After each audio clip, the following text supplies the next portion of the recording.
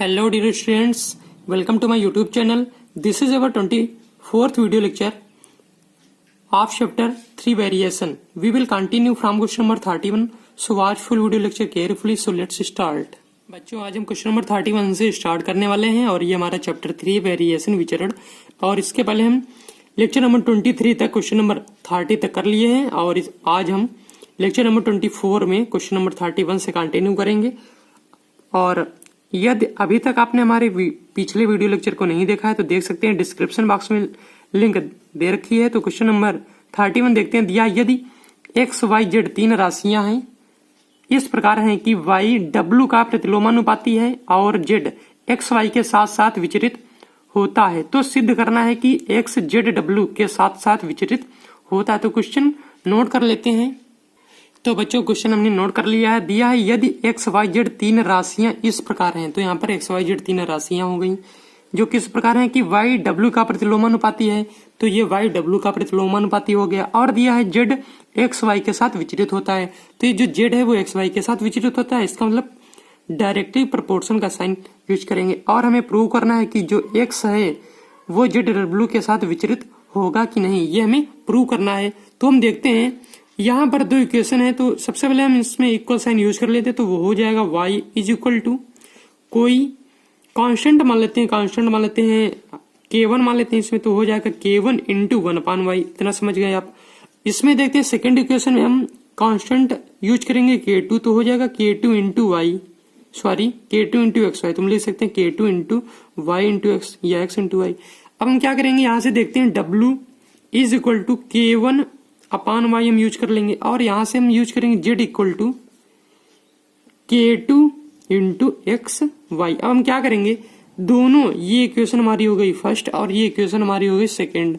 इन दोनों इक्वेशन से हम क्या करेंगे, y की वैल्यू जो हम फाइंड कर लेते हैं, तो y इक्वल टू हो जाएगा यहाँ से k1 अपान w, इतना हो गया। और यहाँ से y की वैल्यू फाइंड करेंगे तो हो जाएगा कितना, z upon k2 into x. इतना समझ में आ गया होगा। अब हम क्या करेंगे, इन दोनों इक्वेशन से आप देख पा रहे हैं कि ये y दिया, तो यहाँ से इक्वेशन इसको 3 मान लेते हैं और इसको मान लेते हैं इक्वेशन 4। तो हम लिख सकते हैं equation 3 is equal to equation 4 करेंगे तब क्या हो जाएगा देखते हैं। तब यहाँ पर हो जाएगा k1 upon w is equal to z upon k2 x। इतना हो गया। हमें प्रूव करना है कि जो x directly proportion to z डब्ल्यू, हमें ये प्रूव करना है, तो इसी के अकॉर्डिंग हम आगे सॉल्व करेंगे। तो यहाँ पर हम सबसे पहले x की वैल्यू फाइंड करेंगे, तो हो जाएगा k1 into k2 into x, क्योंकि ये इस टाइप से मल्टीप्लाई हो जाएगी और इक्वल में हो जाएगा z इंटू डब्ल्यू। अब हम क्या करते हैं, यहाँ से जो ये कॉन्स्टेंट k1 k2 दिया है इसको अपोजिट साइड में ले जाएंगे, तो ये अपान में हो जाएगा, तो हो जाएगा जेड डब्ल्यू अपान k1 k2, या हम इसको इस टाइप से भी लिख सकते हैं कि 1 अपान k1 k2 into Z W. तो हम यहाँ से क्या समझ पा रहे हैं कि जो x इक्वल टू है वो 1 अपान k1 k2 into Z W. इतना हो गया। यहाँ से हम प्रूव कर पाएंगे कि x directly proportion to z डब्ल्यू। जो हमें प्रूव करना था हमने आसानी से प्रूव कर लिया, बहुत ही इजी क्वेश्चन था। इसके बाद हम नेक्स्ट क्वेश्चन नंबर 32 देखते हैं। तो बच्चों क्वेश्चन नंबर 32 दिया है यदि x y directly proportion to x square plus y square और वाई इक्वल टू 4 जबकि एक्स इक्वल टू 3, तो एक्स और वाई के बीच में संबंध स्थापित करो। तो हम क्वेश्चन नोट कर लेते हैं। तो बच्चों क्वेश्चन हमने नोट कर लिया है। जो एक्स वाई है वो डायरेक्टली प्रोपोर्शन है किसके, x square plus y square के, और यहाँ पर वैल्यू दे रखी है एक्स इक्वल टू 3 और y इक्वल टू 4। तो हमें x और y के बीच में कोई रिलेशन बनाना है। तो हम देखते हैं सबसे पहले क्या करेंगे, प्रोपोर्शन साइन को हटा करके इक्वल साइन यूज करेंगे और कोई कांस्टेंट मान लेते हैं, हम यूज कर लेते हैं, तो हो जाएगा m bracket x square plus y square. ये हो गई हमारी मेन इक्वेशन, इसको मान लेते हैं इक्वेशन नंबर 1। अब हम क्या करेंगे, इस इक्वेशन में वैल्यू x और y की वैल्यू पुट करेंगे, तो यहाँ से x और y की वैल्यू पुट करेंगे तो हो जाएगा 3 into 4 is equal to m bracket x की वैल्यू दी है 3 तो हो जाएगा 3 का स्क्वायर प्लस y की वैल्यू दी है 4 तो हो जाएगा 4 का स्क्वायर। यहाँ से हम m की वैल्यू फाइंड करते हैं तो हो जाएगा कितना, 3 3 जा 9 प्लस 4 4 जा 16 अपान 4 3 जा 12। यहाँ पर आप देख पा रहे हैं ये वैल्यू ये वैल्यू हो जाएगी 1/m की, ना कि m की। तो यहाँ से हम m की वैल्यू जो फाइंड करेंगे तो हो जाएगा 12/16 और 9 को ऐड करेंगे हो जाएगा कितना 25, इतना हो गया। तो यहाँ से m की वैल्यू जो हमने फाइंड की है वो फाइंड होके निकल के आई है कितनी 12/25। अगर आप यहाँ पर कंफ्यूज हो रहे हो तो आप इसको इस टाइप से सॉल्व कर सकते हैं कि ये 4 3 12 हो जाएगा, यहाँ से कर लेते हैं इक्वल टू m इंटू इसको क्या करेंगे 3 3 9 प्लस 4 4 16, तो ये हो जाएगा 12 is equal to m into 25। अब हम यहाँ से m की वैल्यू आसानी से फाइंड कर पाएंगे कितनी 12/25। अब हमने क्या कॉन्स्टेंट m की वैल्यू फाइंड कर ली 12/25। अब हम क्या करेंगे जो ये इक्वेशन हमने बनाई थी x y equal to m bracket x square plus y square, इसमें हम कॉन्स्टेंट m की वैल्यू पुट करेंगे और एक्स वाई के बीच में रिलेशन अपने आप बन जाएगा। तो देखते हैं आगे। तो बच्चों ये मेन इक्वेशन मैंने नोट कर ली है। अब हम m की वैल्यू जो हमने फाइंड की इसको पुटअप करेंगे तो हो जाएगा x y is equal to m की वैल्यू हो जाएगी 12/25 bracket x square plus y square. अब हम क्या करेंगे ये 25 दिया इसकी हम इस साइड में मल्टीप्लाई करा लेंगे तो हो जाएगा 25xy is equal to 12x square. हम इसके मल्टीप्लाई कराएंगे दोनों टर्म के साथ तो हो जाएगा 12x square plus 12y square. ये हमारा रिलेशन हो गया x और y के बीच में। आपको समझ में आ गया होगा, ये हमारा आंसर हो गया।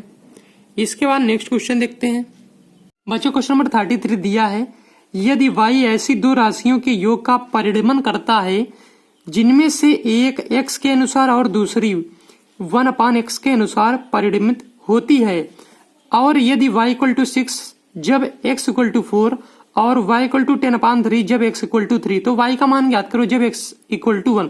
बहुत ही ध्यान से समझिएगा क्वेश्चन को। तो क्वेश्चन के रिगार्डिंग हम नोट करेंगे दिया है यदि y ऐसी दो राशियों के योग का परिणमन करता है, तो ध्यान से समझेंगे ऐसी दो राशियों के योग का परिणमन, या मान लेते हैं कोई राशियां a और b हैं, दो राशियां जिनके योग का परिणमन मतलब प्रोपोर्शन है, इक्वल नहीं यूज करेंगे तो हो जाएगा y directly proportion to a plus B. इतना समझ में आ गया, पहली लाइन का अर्थ हो गया। जिनमें से एक x के अनुसार, जिनमें से ये दोनों है इनमें से एक जो है x के अनुसार तो हो जाएगा a directly proportion to x के अनुसार, और दिया है दूसरी 1/x के अनुसार तो यहाँ पर हो जाएगा b directly proportion to 1/x। इतना हो गया। इसके बाद देखते हैं परिणमित होती हैं और यदि y इक्वल टू 6, यहाँ पर वैल्यू नोट कर लेते हैं y इक्वल टू 6 जब x इक्वल टू 4 और इसके बाद दिया है y इक्वल टू 10/3 और जब x इक्वल टू 3, तो y का हमें मान निकालना है और यहाँ पर x की वैल्यू दी है कितनी 1। तो देखते हैं किस टाइप से सॉल्व करेंगे, बहुत ही ध्यानपूर्वक समझेंगे। यहां तक आप लोगों के समझ में आ गया। यहाँ पर ये दो इक्वेशन बन चुकी हैं और इसके पहले एक मेन इक्वेशन तो हमने बना ही ली है y directly proportion to a plus B. अब हम क्या करेंगे यहां से a इक्वल टू यूज करेंगे mx, क्योंकि प्रोपोर्शन से जब हम इक्वल में जाएंगे तो a कांस्टेंट यूज कर लेते हैं और इसी टाइप से इसमें भी y इक्वल टू n/x। इतना हो गया। अब हम क्या करेंगे a equal to mx find कर लिया और b equal to n/x find कर लिया, और यहाँ पर जो मेन इक्वेशन दी है y directly proportion to a plus B, इसमें हम एक अलग सा कांस्टेंट यूज करेंगे y equal to k bracket a plus B use कर लिया। अब हम क्या करेंगे a और b की जो हमने वैल्यू फाइंड की इक्वेशन बना करके वो इस इक्वेशन 1 में पुटअप करेंगे तो हो जाएगा y is equal to k bracket a की वैल्यू हो गई mx और b की वैल्यू हो गई n/x। इतना समझ गए आप। y इक्वल टू हो जाएगा km into x plus kn/x। इतना हो गया। अब हम यहाँ पर क्या करेंगे जो km है इसको हम एक कांस्टेंट मान लेते हैं कांस्टेंट p, और kn जो है इसको एक कांस्टेंट मान लेते हैं सिंपल सा q, क्योंकि ये यहाँ पर दो कांस्टेंट हैं, इसको हम अलग कोई नया कांस्टेंट मान सकते हैं। तो यहाँ पर हो जाएगा y इक्वल टू km की वैल्यू px और kn की वैल्यू हो जाएगी यहाँ पर q/x। अब हम क्या करते हैं मल्टीप्लाई कराते हैं तो हो जाएगा y equal to px square plus q/x। इतना समझ में आ गया। और हमें वैल्यू दी गई थी कि y equal to 6/4, y equal to 6 और x इक्वल टू 4। हम वैल्यू पुट करेंगे तो हो जाएगा y y की वैल्यू हो गई 6 equal to p into X square, X की वैल्यू 4 तो 4 4 16 प्लस q अपान x की वैल्यू 4, यहां से मल्टीप्लाई करेंगे हो जाएगा कितना 24 equal to 16p plus q। ये हो गई हमारी इक्वेशन सेकेंड। अभी हमने क्या किया, इस इक्वेशन में हमने ये पहली जो वैल्यू दी है x और y की हमने यूज की। अब जो सेकेंड वैल्यू दी गई है इन वैल्यू को यूज करते हैं तो हो जाएगा y की वैल्यू कितनी है 10/3, तो यूज करेंगे 10/3 equal to P X square दिया है, x की वैल्यू दी है 3 तो हो जाएगा p इंटू 3 3 9 प्लस q की वैल्यू, क्योंकि q कांस्टेंट है तो q अपान x की वैल्यू दी है 3 हो गया। तो हम यहां से क्या करेंगे 3 3 कट कर देंगे, हो जाएगा 10 equal to 9p plus q। ये हो गई हमारी थर्ड इक्वेशन। यहां से हमने क्या किया, इक्वेशन 2 और इक्वेशन 3 हमने फाइंड कर ली और अब हम इन दोनों इक्वेशन से p और q की वैल्यू फाइंड करेंगे। देखते हैं कैसे। तो यहाँ पर अब हम इन दोनों इक्वेशन को सॉल्व करेंगे। तो अब हम क्या करते हैं, जो सेकेंड इक्वेशन है, सॉरी जो थर्ड इक्वेशन है, इसको हम सेकेंड इक्वेशन से माइनस करेंगे तो ये माइनस हो जाएगा, ये भी माइनस तो ये कट जाएगा।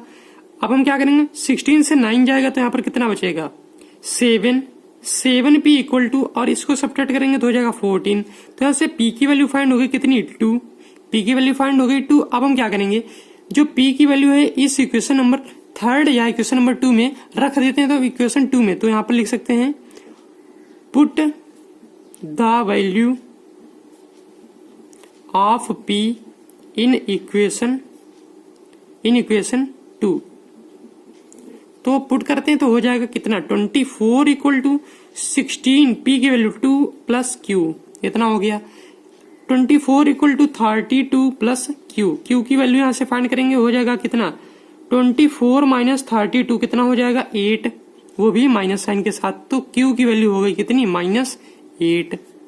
कांस्टेंट की वैल्यू हमने फाइंड कर ली है p और q की वैल्यू। अब इसके बाद ध्यान से समझेंगे, क्वेश्चन के अकॉर्डिंग हमें फाइंड करना है, x की वैल्यू यहाँ पर दी है और y की वैल्यू क्वेश्चन के अकॉर्डिंग हमें फाइंड करनी है। और जो हमारी मेन इक्वेशन थी y equal to P X square plus Q upon X, इस इक्वेशन में हम क्या करेंगे x की वैल्यू पुट कर देंगे और जो हमने कांस्टेंट p और कांस्टेंट q की वैल्यू फाइंड की है उसको पुट कर देंगे, जिससे हमें क्या y की वैल्यू फाइंड हो जाएगी। तो करते हैं, तो ये हमने मेन इक्वेशन नोट कर ली है और यहाँ से y की वैल्यू में फाइंड करनी है क्वेश्चन के अकॉर्डिंग, और x की वैल्यू दी है 1। तो यहाँ से y की वैल्यू फाइंड करेंगे तो y इक्वल टू p की वैल्यू दी है 2 इंटू एक्स स्क्वायर, यानी कि 1 का स्क्वायर हो जाएगा 1 प्लस q दिया -8, तो ब्रैकेट में -8 लिख लेते हैं अपान x की वैल्यू कितनी है 1 तो हो जाएगा y मल्टीप्लाई करा लिया 2 -8, तो y इक्वल टू हो जाएगा -6। तो ये हमारी वैल्यू फाइंड हो गई y इक्वल टू -6। समझ में आ गया होगा। अगर फिर भी समझ में ना आया हो तो आप वीडियो को दोबारा देख करके समझ सकते हैं। बच्चों इसके बाद हम क्वेश्चन नंबर 34 देखते हैं, जो दिया है यदि किसी वृत्त का क्षेत्रफल उसके अर्धव्यास के वर्ग का अनुक्रमानुपाती है तो उस वृत्त का अर्धव्यास ज्ञात करो जिसका क्षेत्रफल उन दो वृत्तों के क्षेत्रफलों के योग के बराबर है जिनके अर्धव्यास क्रमशः 3 सेंटीमीटर और 4 सेंटीमीटर हैं। तो बच्चों क्वेश्चन हमने नोट कर लिया है, एक बार हम क्वेश्चन को रिपीट करते हैं। दिया यदि किसी वृत्त का क्षेत्रफल उसके अर्धव्यास का मतलब रेडियस या त्रिज्या कह सकते हैं के वर्ग का अनुक्रमानुपाती। तो सबसे पहले हमने लिखा है let area of a circle, हमने एक वृत्त का एरिया मतलब क्षेत्रफल माना है जो है a, और उसकी रेडियस यानी कि त्रिज्या हमने मान लिया है कितना r, इतना हो गया। और पहली लाइन के अकॉर्डिंग क्या है क्वेश्चन में, यदि किसी वृत्त का क्षेत्रफल, तो क्षेत्रफल हमने माना a, उसके अर्धव्यास के वर्ग का अनुक्रमानुपाती, तो अर्धव्यास हो गया r और इसका वर्ग हो गया r स्क्वायर, अनुक्रमानुपाती मतलब डायरेक्टली प्रोपोर्शन। इसके बाद देखते हैं उस वृत्त का अर्धव्यास ज्ञात करो जिसका क्षेत्रफल उन दो वृत्तों के क्षेत्रफलों के योग के बराबर है, यानी कि हमें इस r की वैल्यू फाइंड करनी है जिनकी त्रिज्याएं दी हैं। r1 की वैल्यू यहाँ पर दी है 5 सेंटीमीटर, हम नोट कर लेते हैं r1 इक्वल टू 5 सेंटीमीटर और r2 इक्वल टू कितनी है देखते हैं, r2 इक्वल टू 3 सेंटीमीटर और 4 सेंटीमीटर दिया, तो लिखेंगे 3 सेंटीमीटर r1 और 4 सेंटीमीटर r2। तो हम क्वेश्चन को अब समझते हैं। एक सर्कल दिया है और इन सर्कल से हमने क्या किया है, क्वेश्चन के अकॉर्डिंग 2 सर्कल बनाए गए हैं।